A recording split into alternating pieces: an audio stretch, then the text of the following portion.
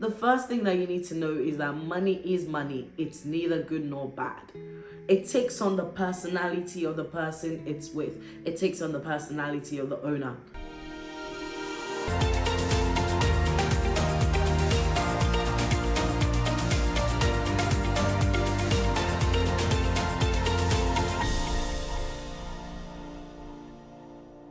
Hello and welcome to the Okwe John Show, where we simplify faith and finances. So I wanted to talk about life big questions and how they influence money, how we see money. Particularly today, I want to talk about the identity question. That is, who am I and where am I from? We go through life, especially at the start of the new year. Many of us spend time reflecting and asking ourselves, what am I doing with myself? What's the next thing to do? How do I make this year count? I think it's a fantastic thing. I don't think there's anything wrong with that. In fact, I think it makes a lot of us better people if we set some time apart to do that. Very recently, I went on a trip with my sister and we got a taxi. And during the taxi ride, my sister sat there quietly.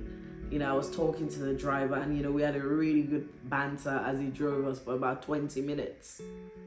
To cut the long story short, we ended up exchanging numbers because we had common interest. At the end of the trip, my sister, who had sat there quietly, generously tipped the driver.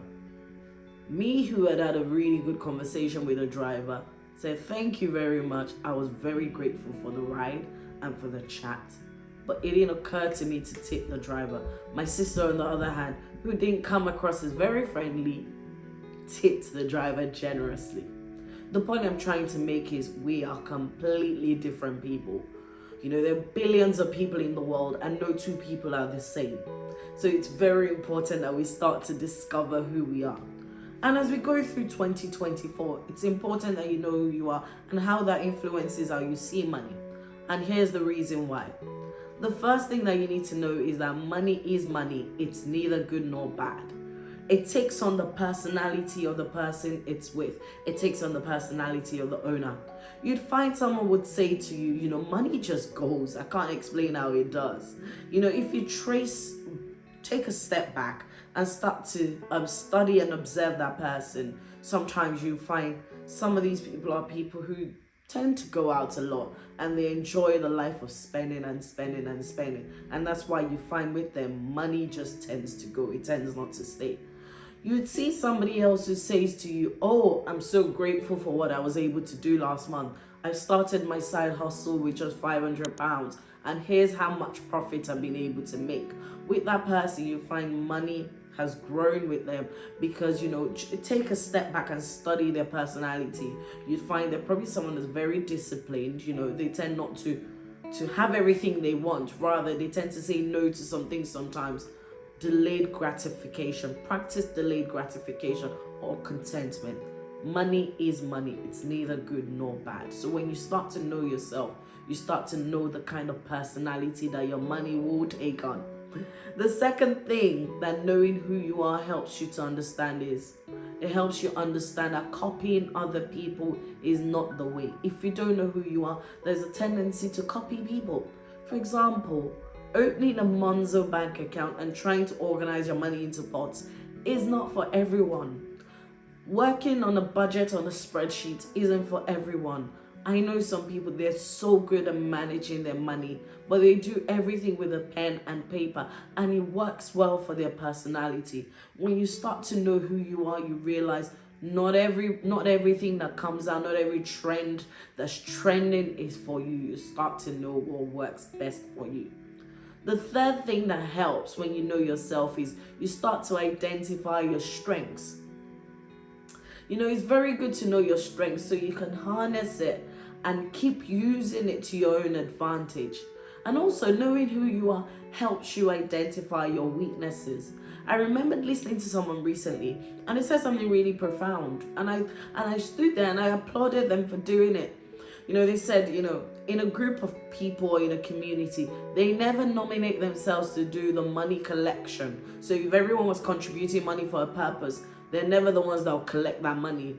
And they said the reason why is because they never want to have to be tempted to spend money that isn't theirs. And I thought to myself, wow, well done for recognizing your weakness and actually putting boundaries in place so you don't end up doing what you shouldn't do. When we know our strengths and our weaknesses, we're able to put boundaries around our weaknesses and harness our strengths. Knowing who you are helps you run your own race. We're all running our race. I keep saying this. If you look at the palm of your hands, nobody else has exactly the same line patterns as you. It's to remind you, it's a constant reminder that you're specially and uniquely crafted and you are running your own race. When you know who you are, you start to realize just because A has done this does not mean I need to do it. Just because my sister, who is born the same day as me, or I share the same womb with at the same time, has done it does not mean I need to be doing it at the same time as her. It helps you understand that you are running your own race. Knowing who we are helps us understand our attitude to money, or even our money personality. I've linked a video at the top where you can actually watch where I talk about money personalities, and you can follow the link to actually take the test to discover what your money personalities are. The second big question that we tend to ask ourselves, life question, is where am I from? One of my very good friends and colleagues, she told me, she said growing up, they hardly ate takeout. So she's found as well that now that she lives by herself, buying takeaway when she's at home just feels like luxury, and she tends not to do it because her background has really influenced who she is today. Many of the things we do today, we are products of what we've seen growing up with our parents, our siblings, or even those that looked after us, our guardians. Or many of the things we don't do, it's influenced by where we're coming from. I remember growing up, actually, my mom always had this rule. She said, everyone that comes to the house eats to a point of satisfaction. Whether or not it's convenient for us to make the food for them, we would always offer. And if they say yes, we get up and we make the food and make them feel welcome. Eat to satisfaction.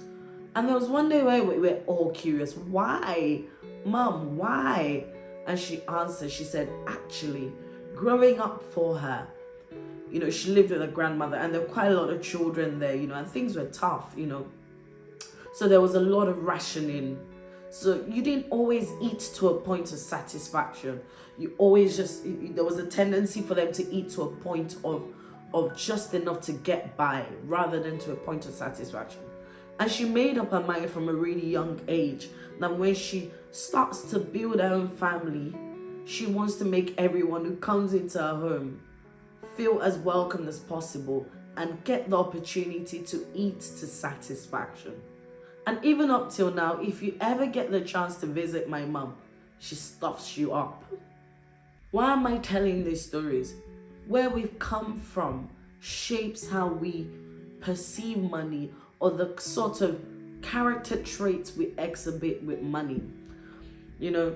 One good thing I would encourage you to do, actually, if you could do this for me, I think you'd find it very useful, is during your quiet time, or when you have some time, just sit down and start to reflect. Think of the good things that you've taken from your background. For example, maybe you saw this growing up, maybe mom always bought things just when they were discounted, and you find you're exhibiting the same character traits in your own new home. Write those things down. Write down the good things you've adopted from your background and the bad things that you've adopted from your background. A lot of times we tend to focus on only the bad things. Actually, the good things is very important that we know them, because these are good lessons we can pass on. We can pass them from one generation to the next and to the next and keep it going. And for the ones that aren't so good, we start to understand where we need to make changes, where our background has shaped us. For example, if you grew up in a home where, there was very little planning around money, and, and debt was a normal thing, borrowing was the norm. you might find you start to exhibit those character traits as well in your own life. It's very important that you recognize this so you can start to put those boundaries in place. Life big question: who am I? Where I'm from? They really shape our money perception and how we treat money.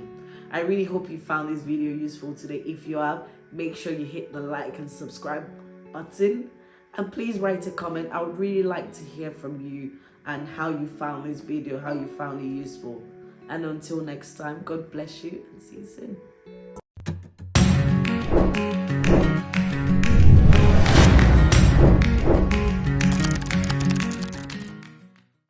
If you haven't subscribed to this YouTube channel, please subscribe so you're one of the first people to know when the next video drops.